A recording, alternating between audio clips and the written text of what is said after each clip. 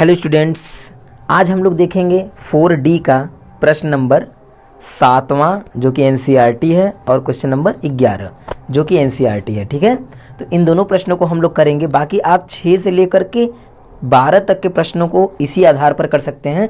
बस आप 2 क्वेश्चंस को ध्यान से देखिएगा, ठीक है ना, ध्यान से समझिएगा। केवल 7 और 11 में बताऊंगा, आप लोग 6 से लेकर 12 तक बहुत ही आसानी से कर सकते हैं। बस ध्यान से समझने वाली बात है, ठीक है। चलिए देखते हैं। अच्छा, देखते हैं कि क्या पूछ रहा है ये क्वेश्चन में।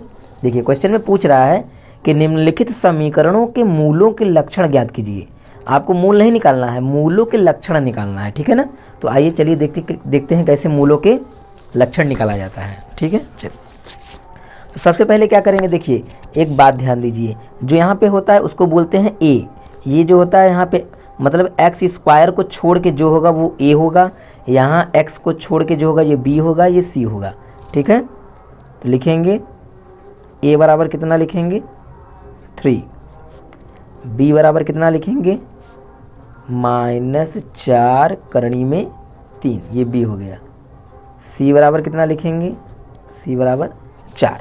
ये ए होता है, ये बी होता है, ये सी होता है। आपको यक्स नहीं लेना है, बस इस बात को याद रखिएगा, यक्स को छोड़ करके, ठीक है। चलिए अब आगे देखते हैं।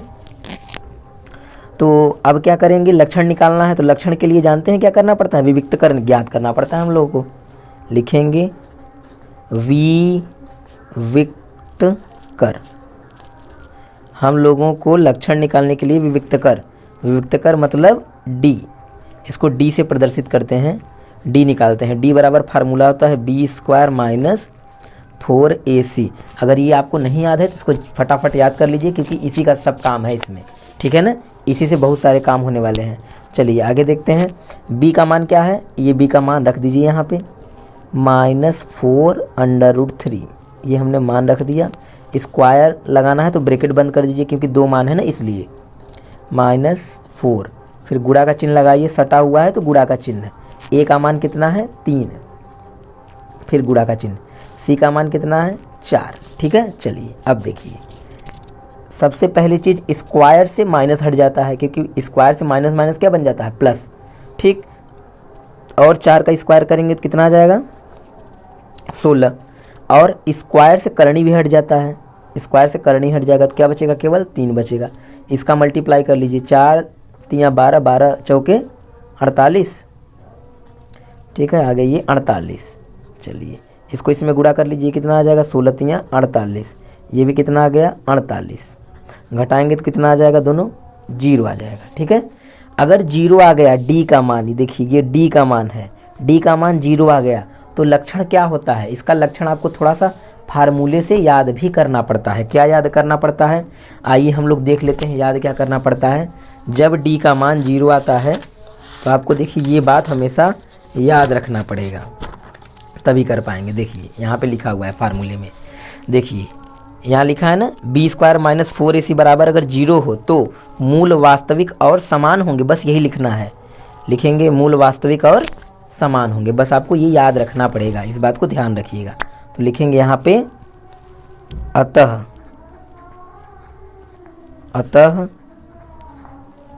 मूल वास्तविक और समान होंगे, ठीक है ना। यही आपको यही लक्षण है, ठीक है। ये लक्षण बताने के लिए आपको ये फार्मूला याद रखना पड़ेगा, तभी हो पाएगा, ठीक है। 4 फार्मूले हैं, चारों को आप लोग रट सकते हैं, ठीक है। चलिए हम लोग नेक्स्ट क्वेश्चन देखते हैं। अगला प्रश्न होगा हमारा क्वेश्चन नंबर 11। तो क्वेश्चन नंबर 11 में क्या है जरा देख लेते हैं। क्वेश्चन नंबर 11 है, चलिए क्वेश्चन नंबर 11 देखते हैं। बिल्कुल उसी तरह से यहाँ पे भी देखिए, यहाँ ए का मान क्या होगा 2, बी का मान -6, सी का मान 3 होगा, ठीक है। तो लिखेंगे ए बराबर कितना हो जाएगा हमारा 2, बी बराबर कितना लेंगे हम 6 और चिन्ह के साथ -6, ठीक है। प्लस होता तो लगाने की कोई ज़रूरत नहीं थी। और सी बराबर कितना हो जाएगा 3, ठीक। ए बी सी हमको मिल गया। अब वही चीज़ हमको लक्षण निकालना है, तो बस फटाफट b² - 4ac विविक्तकर निकालेंगे। तो लिखेंगे डायरेक्ट d बराबर b² - 4ac बी का मान कितना है -6, तो लिखिए -6 और माइनस है तो ब्रैकेट में बंद करके स्क्वायर लगा दीजिए। फिर -4, फिर ए का मान कितना है 2, सी का मान कितना है 3, ये हमने मान रख दिया। चलिए इसका स्क्वायर करेंगे तो कितना आएगा, जब इसका स्क्वायर करेंगे तो आएगा 36। ठीक है, माइनस क्या हो जाता है, स्क्वायर से प्लस हो जाता है, हट जाता है। और 4 दूनी 8, 8 त्रिक 24, 8 3 24 होता है।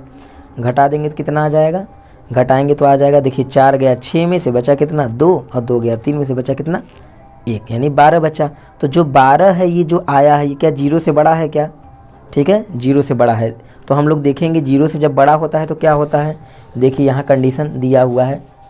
देखिए अगर इसका मान जो ये वाला मान आया है b² - 4ac का मान 0 से बड़ा, देखिए दो कंडीशन है, ये भी 0 से बड़ा है ये भी, लेकिन जो आपका मान अगर पूर्ण वर्ग होगा तो मूल वास्तविक परिमेय भिन्न भिन्न होंगे, और पूर्ण वर्ग न हो तो मूल वास्तविक अपरिमेय और भिन्न भिन्न होंगे। तो हमारा देखिए ये 12 पूर्ण वर्ग है नहीं ना, पूर्ण वर्ग कब होता, जब ये 9 आता, 21 आता, 81 आता तब होता पूर्ण वर्ग ना, 64 आता या 16 आता, तो ये पूर्ण वर्ग नहीं है। तो लिखेंगे अतः वही जो दिया हुआ है मूल वास्तविक अपरिमेय, मूल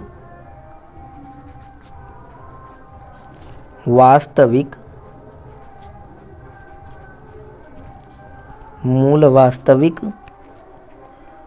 अपरिमेय तथा भिन्न भिन्न होंगे। ठीक है, ये हो गया आपका दोनों सवाल। बहुत ही आसानी से हमने दोनों प्रश्नों को हल किया, एकदम आसान तरीका। अब आप बताइए कि आपको कैसा लगा ये, और अगर अच्छा लगा है तो लाइक ज़रूर करिएगा, और अगर नए हैं तो चैनल को सब्सक्राइब ज़रूर करिएगा, जिससे मेरे सारे वीडियोज़ आपके पास पहुँचते रहें। धन्यवाद।